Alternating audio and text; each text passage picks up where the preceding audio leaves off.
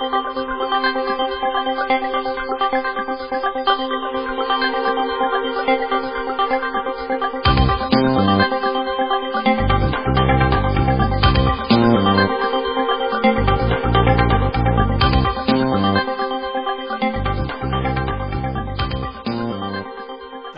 right, so our next guest, the next friend of mine who I want to introduce to you is somebody you already know, probably, here in Metro Detroit. He has been with us for more than 20 years as one of the anchors on WDIV, Channel 4.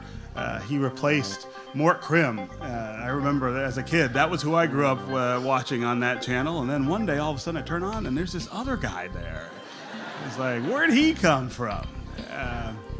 So Devin has been a friend of mine for about 10 or 12 years since I've been back in Detroit, and he's somebody who I just find endlessly interesting. First, I got to know him as the anchor on television, but then learned so much more about him, including his incredible talent for writing and singing music. The fact that if he had his druthers, he would be touring on the country music circuit instead of sitting at the anchor desk every night. And I also learned recently from him that he was the model who posed for the Spirit of Detroit statue downtown.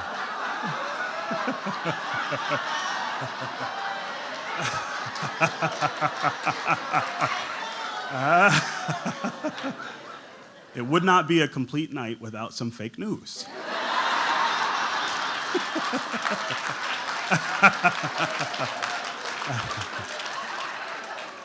Anyway, Devin is going to get up here and tell us a wonderful story about the time when he became a Detroiter. Devin?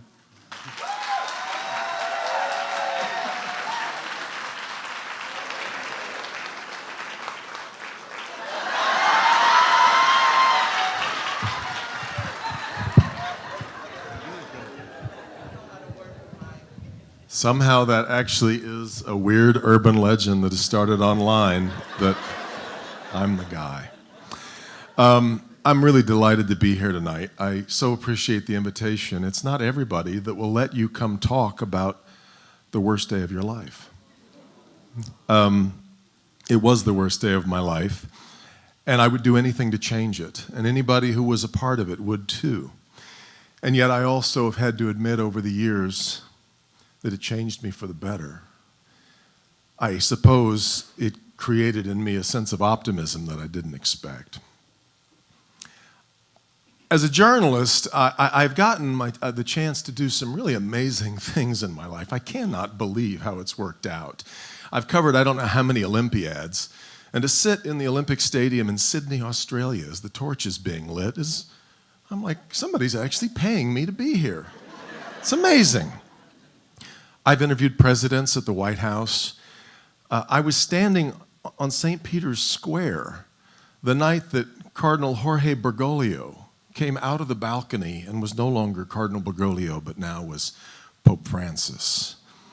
Extraordinary experience, and I count my blessings all the time. But the fact of the matter is, when you're a reporter, a lot of the places you go and a lot of the things you see aren't very nice at all. I, of course, had covered more than my share of awful, horrible crimes. As somebody who cut my teeth as a journalist in Tornado Alley, I had covered way too many devastating storms and tornadoes. I had been sent to Haiti. I was embedded with a military unit in Operation Restore Democracy.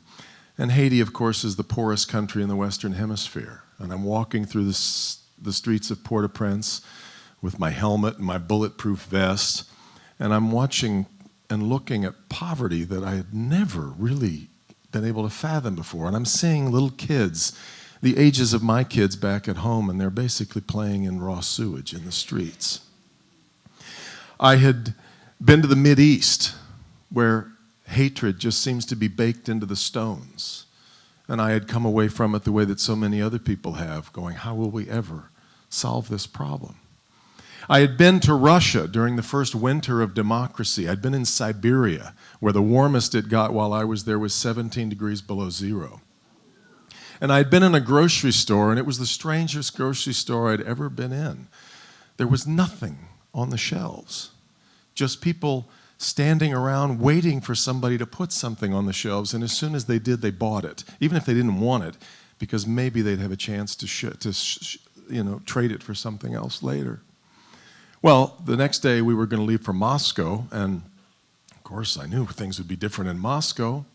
As a child who grew up of the Cold War, I knew that people in Russia always had to wait in line, but I thought it was because they had to wait in line to buy things. I get to Moscow in that first winter of democracy when everybody had suddenly become dirt poor overnight, and I realized that all of these lines were people trying to sell things.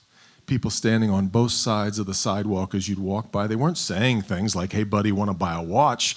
They were just silently extending something in their hand, hoping you'd want to buy it. It wasn't anything you'd want to buy. Some of it was so sadly secondhand. I saw a woman, she had arrayed in front of her all of these gloves. There wasn't a matched pair in the bunch. And I'm like, is she hoping that somebody's going to come by and go, there it is? But sadly, I saw some more heartbreaking things than that. I saw a woman trying to sell her eyeglasses. How bad does your life have to get to sell your eyeglasses? And in our own country, the things that I had seen and the places that I'd been to cover stories, I'd been sent to Compton, California at the outbreak of the gang problem, where kids were shooting each other because they happened to wear the wrong color of clothing that day. And I really had started to think, and in fact, I had covered the first bombing at the World Trade Center. And I really had started to think that maybe things were not getting better on this little blue ball of ours. Maybe things were in dire, dire shape. And the irony is, the worst day of my life changed my mind and turned me into an optimist again. The worst day of my life was April 19th, 1995. I now work, of course, for Channel 4 in Detroit, but at the time I worked for Channel 4 in Oklahoma City. And that morning at about 9 o'clock, we would later come to realize it was exactly 9:02. Having anchored the late news the night before, I was still lounging around in bed, and an explosion shook our house. Now, we lived 12 to 13 miles away from downtown Oklahoma City, but an explosion shook my house to the point that my wife, Corey, came running in, and we said, what in the world is that? She ran outside, looked up and down the street. Other neighbors had gone out. And in Oklahoma City, there are oil and gas wells everywhere. And everybody just thought, well, it must have been a well that blew up somewhere. But we knew it had to be right in our neighborhood. Couldn't have possibly been 12 miles away. Well, of course, we came to understand that what had happened was a guy had pulled a Ryder truck up in front of the Alfred P. Murrah building that was filled with fertilizer and fuel oil, and he detonated it. I jumped in the shower, of course, had to get to work immediately, and it started about 14 hours of coverage on that first day.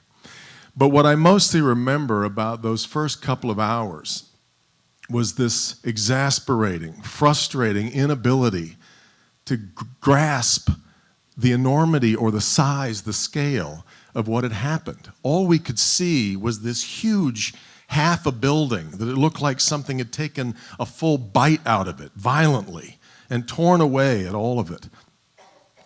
And we kept trying to get a handle on how bad was it. Surely there had to be a lot of people in there. There had to be a lot of people hurt, but in those first hours, it's just chaos. And I remember somebody in the newsroom at about 10:30, 11:30 in the morning going, oh my God, there's a daycare in there. Because we had done a story on that daycare and how unique it was that in the federal building there was a daycare for the federal employees. And little by little, we of course were starting to get bits and pieces to see how bad this was. They had every fire, police, rescue unit that they could get from miles around getting to the scene. But it was just so exasperating. We just kept talking, not really understanding. I mean, my job as a journalist is to put things into context, especially chaos. And yet, it was so hard to put my hand on it. And I'll never forget the moment at about 2 o'clock in the afternoon, they had set up a huge triage area, but they wouldn't let, of course, any of the media in to see it. We couldn't figure out what was going on in there, and they were doing their best to put up tarps and everything as they tried to put this makeshift medical unit on site. And we went down to this is live on the air, we went down to a reporter named Anthony Foster at about 2 o'clock in the afternoon, and 2, 3, 4, then 5, a couple nurses were coming out, and we thought, finally, we can go talk to somebody. And Anthony ran up to 2 of them and said, what are you doing? Where are you going? And she said, we're going home. They're sending us home. And he said, why? And she said, because there's no one to save. And it felt like all of the air had been sucked out of not just the studio, not just the television station, but the entire city of Oklahoma City. Everybody, of course, was glued to their television. And we thought, wait a minute, there have to be these rescues that are going to happen. We've all watched buildings come down all over the world, like in earthquakes in Mexico, and people survive on rainwater, and they find a way to, pull live people out hour by hour by hour. But that's because it's something completely different. That's a building that collapses, and it leaves lots of pockets for people to survive. This was an act of war. This was an explosion that had torn away the entire building. And 168 people, we would learn later, had been killed, many of them children. There's something just so natural in the human spirit, and journalists are all human, and of course we kept wanting to cling to some kind of piece of hope. We kept wanting to think about, maybe there's somebody in there that's alive, somebody. There were very few rescues that happened, most of them just in those first couple of hours. You remember the video of people being led down the huge craned ladders. There really weren't stories like that for us to cling to. What in the hell were we going to do? What were we going to do now that there was no one to save? Well, it took a long time to figure it out, but something was happening that we weren't quite seeing. Not at the time, anyway. They would call the TV station every time they needed anything, and they would say, you know what, we could use some bottled water down there at the work site for all these workers. And so we would go on the air and we would say they could use bottled water down there if you want to help. And 25 minutes later, we would have to go on the air and say, okay, they don't know what to do with all the water. But they could use gloves. If they need work gloves down there. So if you'd like to help, and certainly half an hour later we'd have to say, okay, they don't need any more gloves, but they could use blankets now. And so they would get people out with blankets. And of course, everybody in the city decided that they were going to go give blood. And we had to go on the air and say, okay, it's great that you want to give blood, but the blood bank line of cars is now 2 miles long. And they're asking if maybe you can stagger it and maybe come back tomorrow to give blood. Every need, as soon as it was put out there into the sphere of human, and of course by now everybody was watching all over the world. My co-anchor at the time, a woman named Linda Kavanaugh, who was the Carmen Harlan of Oklahoma City, crazy enough as fate would have it, was on assignment in Vietnam that day. And she found out what had happened in her hometown by flicking on CNN in a hotel in Ho Chi Minh City. But the whole world was watching. And the whole world was also trying to respond. My favorite story of what happened in those days, I didn't actually hear until a couple of days later. But a woman called me and she said, I have to tell someone about my experience the day of the bombing. And by now, I have taken so many phone calls and listened to so many prayers, poems, songs, and on and on. Okay, yes, ma'am, I know that's part of my job. In fact, the very first night, what we did, once we got to about 1 a.m., instead of going off the air, we just turned it into an all-night call-in show so that people could just call in and say what they wanted to. And this was kind of an extension of that when she called me. She said, you guys went on the air that day, and you said that they needed shoes for the rescue dogs so that they wouldn't, because it's a very, who knew? But dogs cut their feet when they're working around all this rubble and glass. And she said, when you guys put that request out for dog shoes, I said, that's the thing I'm going to do. She said, I had no idea what I was doing, But I start looking around and asking around, and I realize that these are not like the booties that you put on poodles in the wintertime. These are working dog shoes. And they're the same kind of shoes that dogs wear when they work on dog sleds. And so she calls a sporting goods store in Anchorage, Alaska. She said, I need every dog shoe that you have. And the guy says, what are you talking about? She says, well, I'm calling from Oklahoma City. He said, Oklahoma City? I've been watching all morning. What can I do for you? She said, well, I'm trying to get dog shoes here. He said, listen, I've got a couple gross of them in the back. I'm going to box them up. If you can figure out how to get them there, you can have them. And she says, well, what do I owe you? He goes, oh, no. You just figure out how to get them to Oklahoma City. They're yours. I'm happy to drive them wherever I need to. She says, I'll call you back. She calls Alaska Airlines. Somebody at Alaska Airlines answers the phone. She says, I'm trying to get a bunch of dog shoes from Anchorage, Alaska to Oklahoma City. The guy says, Oklahoma City? Holy smokes, I've been watching all morning. What can I do for you? And she says, well, I need to get this. She explains her predicament. The guy says, well, we don't fly to Oklahoma City, but I'm going to send a courier over to the sporting goods store. They're going to pick up the shoes, put them on a plane. I can get them to Denver. Is the closest we can get. If you can get him from Denver to Oklahoma City, she says, I'll call you back. She calls another airline. She explains to the guy what she's trying to do. He says, what? She says, well, I'm calling from Oklahoma City. He says, God, I've been watching all morning. What can I do for you? She says, well, this is kind of a weird thing, but I need a bunch of dog shoes to go from Denver to Oklahoma City. They're coming in on Alaska Airlines. He goes, well, that's a different terminal, but I'll tell you what, I'm going to send a courier over to pick those up when they come off the Alaska airline flight. We'll put them on a transport van. We'll get them over to our terminal. I'll send them to Oklahoma City. You just be there to pick them up at 5 o'clock in the afternoon. She says, I will. She can't believe all that she's done, all of this corporate cooperation that's happening, all these people pitching in. She goes down to Will Rogers World Airport. She picks up the dog shoes. She drives them all the way down to the bombing site. And somebody else had already figured out a way to get dog shoes down there.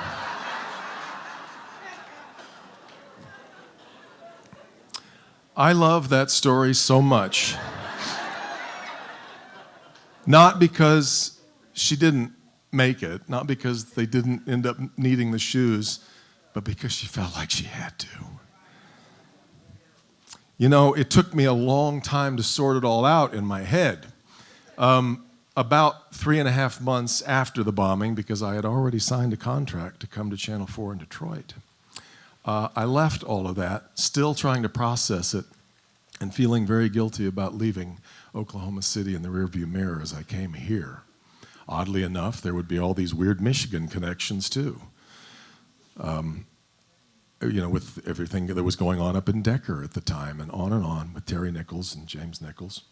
But it was 364 days later that on April 18th, 1996, my wife gave birth to our twin daughters at Henry Ford Hospital.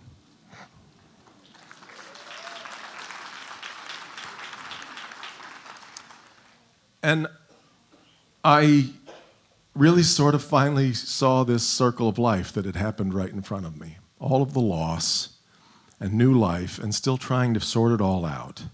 But what I finally came to was this inescapable conclusion about the worst day of my life.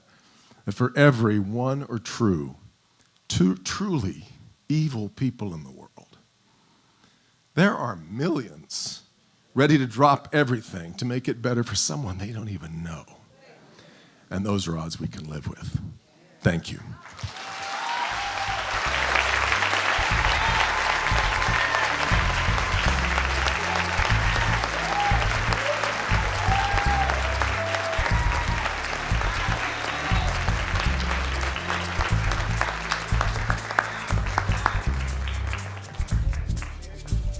See why he posed for that Spirit of Detroit? That's why they picked him for that.